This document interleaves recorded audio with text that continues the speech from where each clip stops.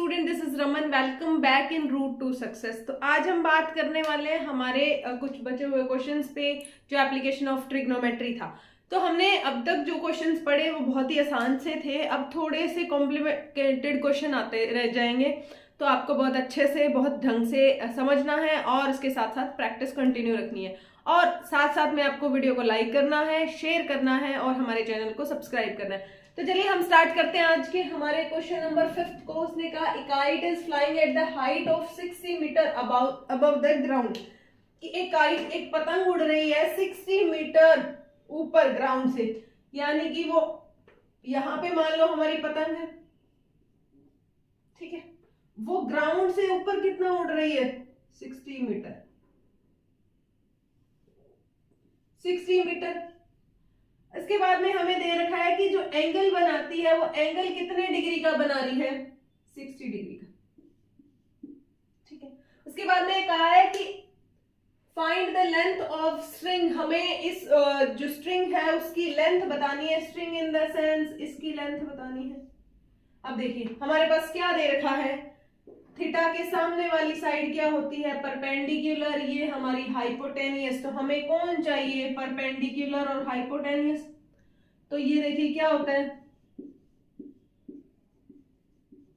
Perpendicular और hypotenuse किस में आती है, साइन थीटा में। तो परपेंडिकुलर अपॉन में हाइपोटेनियस इक्वल टू क्या है, साइन थीटा। परपेंडिकुलर देखिए 60 मीटर अपॉन में हाइपोटेनियस हमें गिवन नहीं है, इक्वल टू साइन थीटा की वैल्यू देखिए कितनी है, 60 डिग्री। अब 60 अपॉन में एच साइन थीटा की 60 की वैल्यू क्या आती है, √3/2। सेम क्रॉस मल्टीप्लाई कर देते हैं। जैसे ही हम क्रॉस मल्टीप्लाई करेंगे तो हमारे पास क्या आ जाएगा, 120 अपॉन में √3 आ जाएगी एच की वैल्यू, ठीक है। अब 120 को क्या लिख सकते हैं, 3 × 40 अपॉन में √3 इक्वल टू क्या आएगा, एच हाइपोटेनियस। 3 को क्या लिख सकते हैं, √3 × √3 × 40 अपॉन में √3 इक्वल टू एच। तो यहां से हमारे पास h की वैल्यू कितनी आ जाएगी, 40√3। यानी कि जो स्ट्रिंग है, स्ट्रिंग की लेंथ हमारे पास कितनी आएगी, 40√3 की। हमारी जो स्ट्रिंग है वो कितनी लंबी है, जो ग्राउंड से टाई की हुई है या पकड़ी हुई है, किसके साथ, जो काइट जिससे बंधी हुई है। तो उस स्ट्रिंग की लेंथ कितनी है हमारे पास, 40√3। चलिए तो अब हम बात करते हैं हमारे क्वेश्चन नंबर 6 पे। इसमें कहा है 1.5 metre tall boy standing at the distance from 830 metre tall building. कि एक बच्चा है वो कितना है, 25 मीटर उसकी हाइट है, यानी कि कुछ कुछ यहां तक आ जाएगा, सॉरी 1.5 मीटर हाइट का। और जो एक बिल्डिंग दे रखी है वो कितनी मीटर टॉल है, 30 मीटर टॉल है। उसे कुछ डिस्टेंस पे खड़ा हुआ है। उसने कहा कि एंगल ऑफ एलिवेशन यानी कि एंगल यहां से बनेगा, उसकी आंख और टॉप ऑफ बिल्डिंग, कि उसकी आई और टॉप ऑफ बिल्डिंग में एंगल, जो एंगल ऑफ एलिवेशन है वो कितना है, एंगल ऑफ एलिवेशन बनता है, वो कितना बनता है, तो वो बन रहा है 30 डिग्री। लेकिन वो जैसे ही कुछ डिस्टेंस टावर की बिल्डिंग की तरफ चलेगा तो उसकी आई का जो एंगल बन रहा है वो 30 से कितना हो जाएगा, 60 डिग्री तक हो जाएगा, ठीक है, कि 30 डिग्री से 60 डिग्री हो जाएगा। He walks towards the building. Find the distance he walking. वो कितनी दूर चला है, हमें ये वाले डिस्टेंस चाहिए। कि सबसे पहले एक बच्चा था, वो खड़ा हुआ है किसी बिल्डिंग से कुछ दूर, तब उसकी आंख बिल्डिंग के टॉप के साथ कितने डिग्री का एंगल बना रही है, कितने डिग्री का एंगल बना रही है, 30 डिग्री का। जैसे ही वो बच्चा बिल्डिंग की तरफ कुछ डिस्टेंस पे चला तो उसकी आई से बनने वाला जो एंगल है वो कितना डिग्री का हो जाएगा, 60 डिग्री का। तो आपसे क्वेश्चन में पूछा है कि आपको वो डिस्टेंस बतानी है कि वो बच्चा वहां से लेके कहां तक चला, यानी कि हमें बताना है कि वो कितने डिस्टेंस और चला। तो इसको हम लेट कर लेते हैं x।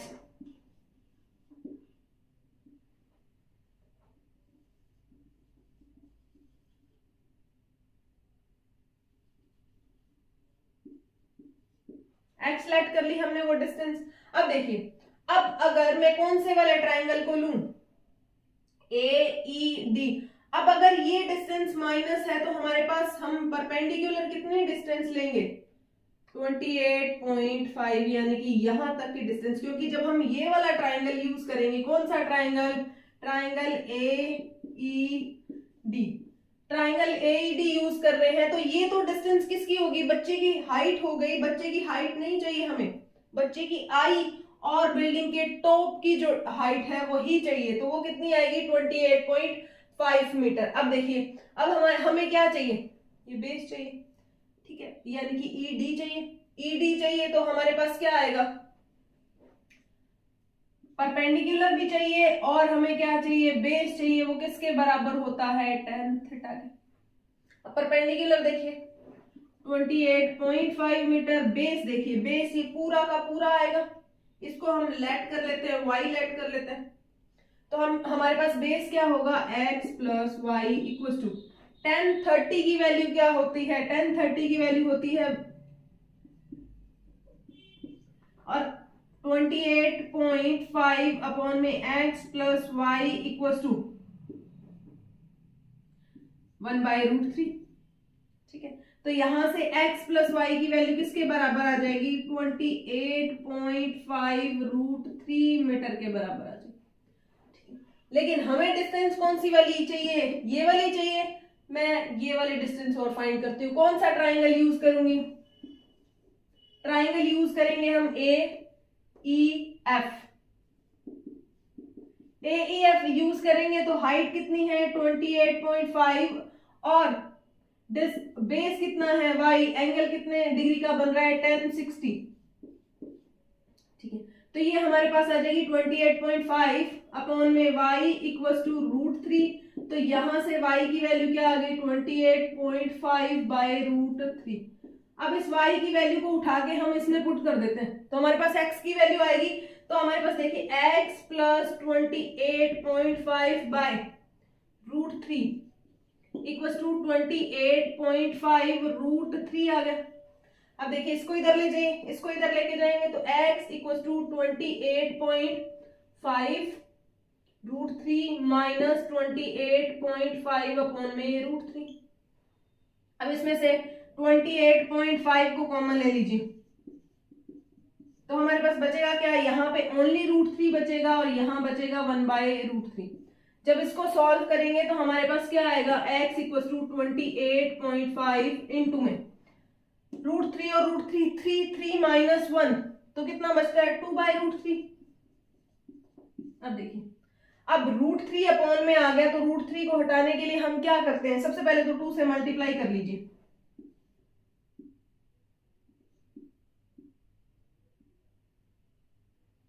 (57/√3) आ गया।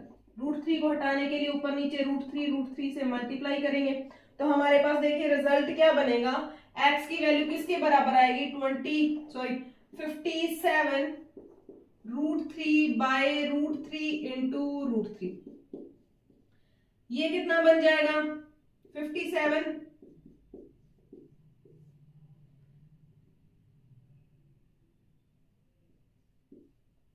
3 आ जाएगा। x की वैल्यू किसके बराबर आएगी, 19 से जाएगा तो 19√3 मीटर किसकी वैल्यू है, x की। वो बच्चा कहां से चला, वो जिस पॉइंट से दूसरे पॉइंट तक चल के गया, वहां की जो डिस्टेंस थी वो कितनी थी, 19√3 थी। एक बार के लिए फिर से समझ लीजिए कि हमारे पास एक बच्चा किसी बिल्डिंग से कुछ डिस्टेंस पे खड़ा हुआ था, तब वो कितने डिग्री का एंगल बना रहा था, 30 डिग्री का एंगल बना रहा था। फिर वो थोड़ा सा बिल्डिंग की तरफ चला गया, तो बिल्डिंग की तरफ जाने के बाद में वो कितने डिग्री का एंगल बनाता है, 60 डिग्री का। अगर वो 60 डिग्री का एंगल बना रहा है तो वो इस पॉइंट से यहां तक कितनी डिस्टेंस चला, हमें ये बतानी है। तो इसे बताने के लिए हम इसे x लेट कर लेते हैं, इसे y लेट कर लेते हैं, क्योंकि इसमें यूज होने वाला परपेंडिकुलर है और उसके अलावा बेस यूज हो रहा है। अब देखिए, हमें क्वेश्चन में डायरेक्ट बोला गया कि आईज और टॉप ऑफ बिल्डिंग के बीच में हमें बताना है, कि बिल्डिंग के टॉप पे बताना है, तो इसकी हाइट तो हमारे किसी काम की नहीं है। अगर 1 पॉइंट हाइट है तो बिल्डिंग की भी तो 1.5 हाइट के बराबर है, तो हमारी जो यूज होने वाली डिस्टेंस है वो कितनी है, 28.5 मीटर। अब देखिए, अब मैंने कौन सा ट्राइंगल यूज किया, सबसे पहले पूरे बड़े वाला ट्राइंगल यूज करा, उसमें क्या था कि हमारे पास क्या आएगा, 30 डिग्री का एंगल यूज हो रहा था। हमने क्या किया, नंबर 7 के बारे में, from a point on the ground, कि ग्राउंड पे एक पॉइंट है, the angle of elevation of bottom and top of transmission tower fix at the top of 20 metre height building, कि एक 20 मीटर हाइट की एक बिल्डिंग है हमारे पास, ये हमारी एक बिल्डिंग हो गई 20 मीटर हाइट की, ठीक है।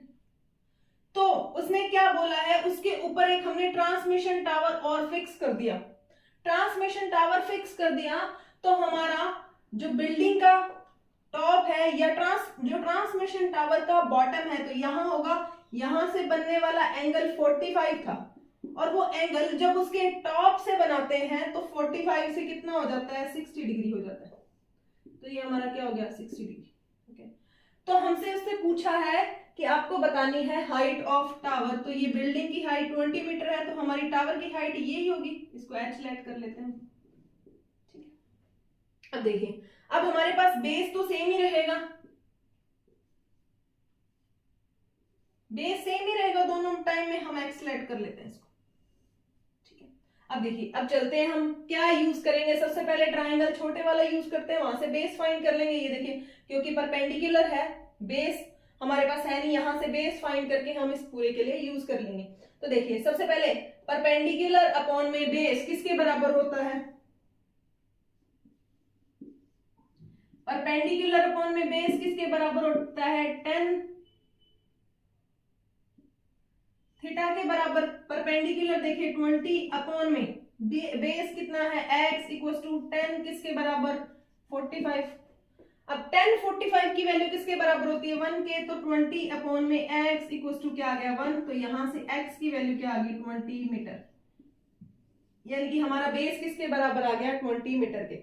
अब देखिए, अब हमें क्या चाहिए, ये हमारे लिए पूरा परपेंडिकुलर, ये बेस रह जाएगा, तो हम इसकी वैल्यू फाइंड कर पाएंगे। तो हम कौन सा ट्राइंगल यूज करते हैं, ट्राइंगल यूज करेंगे हम एबीसी। एबीसी ट्राइंगल में परपेंडिकुलर देखिए, परपेंडिकुलर कौन है, पूरा का पूरा AB, और बेस कौन है, BC, किसके बराबर होगा, tan थीटा के, ठीक है।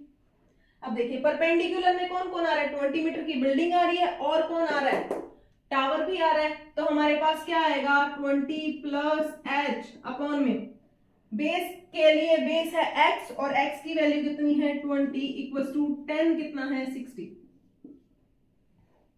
अब देखिए, 20 प्लस h अपॉन में 20, 10 60 की वैल्यू क्या होती है, √3। तो यहां से क्रॉस मल्टीप्लाई कर देंगे, तो 20 प्लस h इक्वल टू 20 √3। यहां से h को रखेंगे, 20 को दूसरी साइड ले जाएंगे, 20 √3 माइनस 20, और 20 को कॉमन लेंगे तो h की वैल्यू क्या आएगी, 20 √3 माइनस 1, यानी कि हाइट ऑफ टावर क्या आ जाएगी, हमारी हाइट ऑफ टावर आएगी 20 √3 माइनस 1। उम्मीद करती हूँ कि ये क्वेश्चन आपको समझ आ गया होगा। और इस चैप्टर के क्वेश्चंस में सबसे इंपॉर्टेंट है हमारा क्वेश्चन समझना। जैसे ही हमें क्वेश्चन समझ आ गया, हम डायग्राम बनाएंगे, और डायग्राम से हमारा क्वेश्चन बहुत ही आसानी से हो जाएगा। आपको कंफ्यूज नहीं होना, एक एक वर्ड को बहुत अच्छे से पकड़ना है, और अगर पॉसिबल है तो आप उसको अंडरलाइन भी कर सकते हैं। उसके अलावा आपको वीडियो को लाइक करना है, शेयर करना है, और हमारे चैनल को सब्सक्राइब करना है। हमारे इसी चैप्टर की पुरानी क्लासेस के लिए डिस्क्रिप्शन में लिंक दे रखा है, तो आपको वहां जाके चेकआउट करना है, और आपको अच्छे से पढ़ते रहना है, क्योंकि हमारे कुछ ही चैप्टर बाकी हैं। तो चलिए, बाकी जो हमारे बचे हुए क्वेश्चन हैं उस पर बात करेंगे हम नेक्स्ट क्लास में। आज के लिए इतना सफिशिएंट है, थैंक यू।